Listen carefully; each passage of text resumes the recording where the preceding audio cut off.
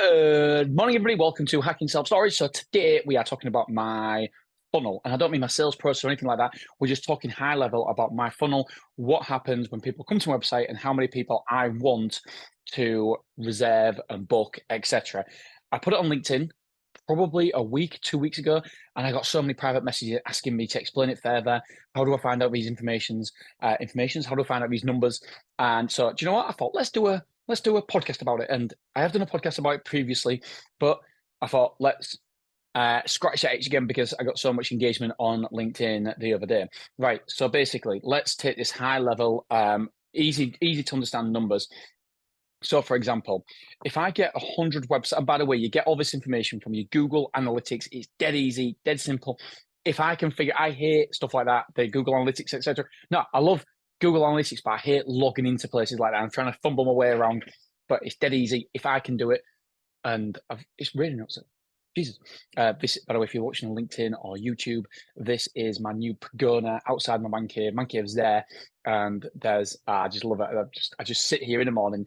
I face that way so I can face the trees and stuff, but there's a brick wall there, and this is a better background than the brick wall. That's why I'm turning it around here. I've got the heater on, and the heater's absolutely, it's bloody freezing outside, and I'm in a t-shirt. It is wonderful. Anyway, back to my point. Right, 100. So you go to Google Analytics, type in that, log in, and you can see how many website visits you get. What we do is I take it on a weekly basis. So at the end of every week, I want to make sure that we're hitting the numbers. And if we're not hitting these numbers, then I know part of the funnel is broken. And depending on which part isn't hitting, I know where to look at. And that's the important thing, because so many people, they'll just see. So, for example, I can always tell you what proportion of my website visitors booked. So last week it was 6%, and that is it's very impressive. Impressive. It's not me, by the way. It's not me. My team and the website. Yeah, I always aim for 5%. 5% of my website visitors booking.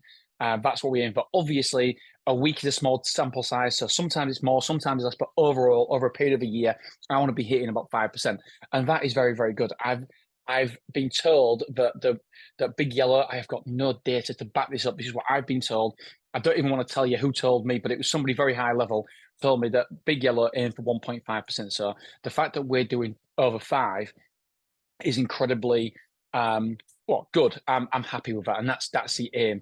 And don't get me wrong, Big Yellow, they're going to have a lot more website visitors than us, and so therefore it probably distorts it somewhat and dilutes it as well. So let's say we get 100 website visitors coming to our website every single week. Right, I know we get more, but for the purpose of this exercise, let's just pretend. The purpose of someone coming to your website is to get a quote.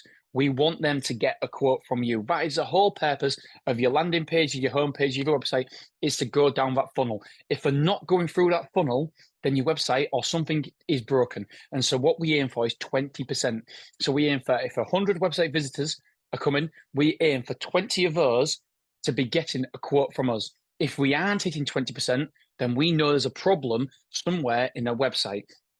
And what we do is then we have a look at the customer journey. Is it easy to get a quote? What happens when you press this button? Is any buttons broken? Because guess what? A website breaks. And there's many times where the website just isn't working. We don't know. We only know because obviously the figures aren't adding up and like, right, okay. We've got that many visitors and we've had five quotes from 100 visitors. That's 5%. Well, that's not good. That's 4 times where we want to be. We want to be at 20. We want to be at 20%. So we know if it's under 20% that are getting a quote, then we're doing something wrong. So, but if it's over 20%, we know the website's doing its job. So we can tick that off, right? That's part of the funnel there.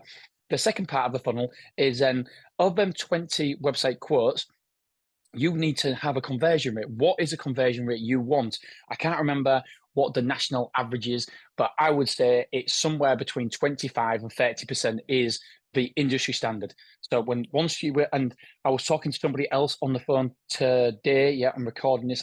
I obviously can't say who it was, but they was telling me that they actually have a conversion rate of 60%, over 60%. I was like, what?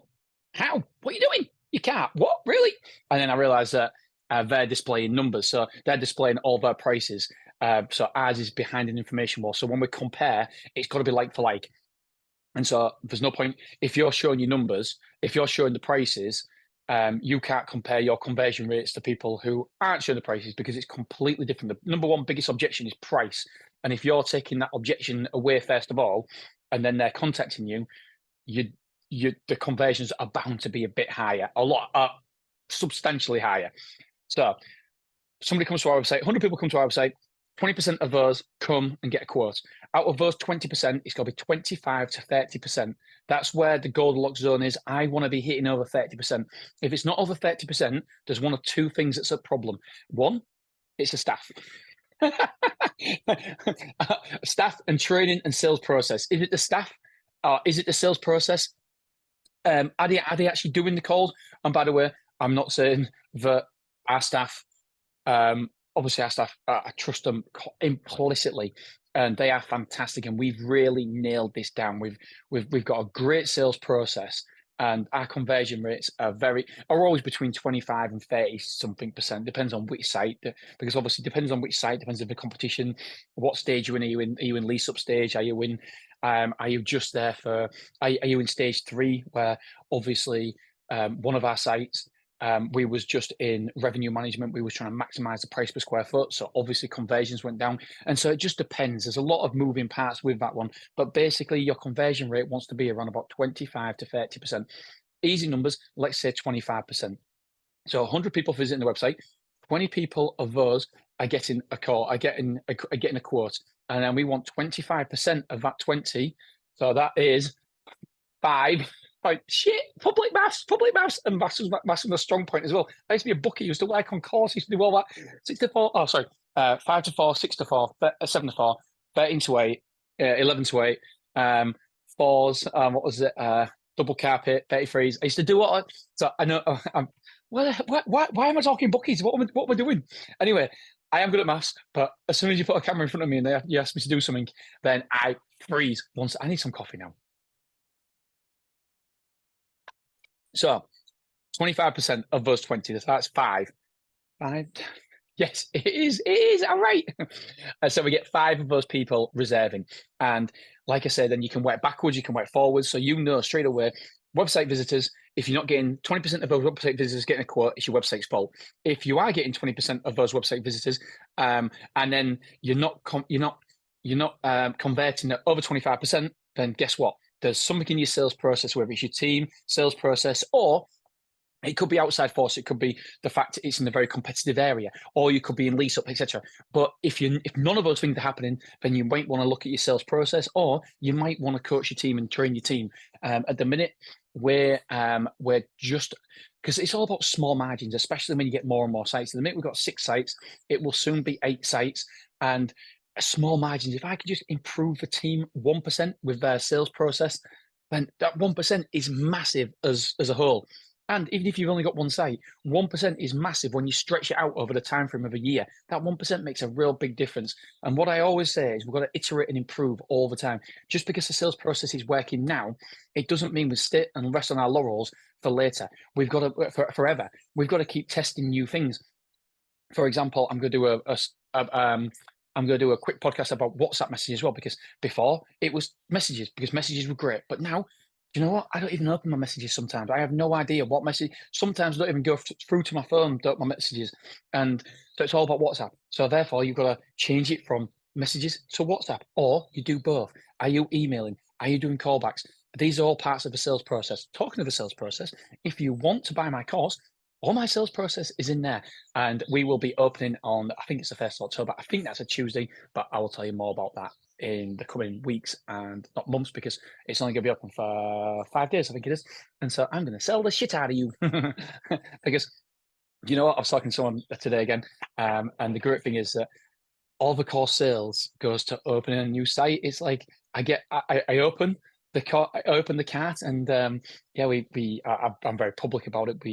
We took over 100,000, and that went to Open Glasgow. And then this new launch, and the great thing is then I can then document more and more about my journey and opening up in different locations. So anyway, right, my friends, I love you. I appreciate you. And I will be recording more podcasts every single day this week. So I'll speak to you on Wednesday morning. See you soon. Love you. Appreciate you. Bye.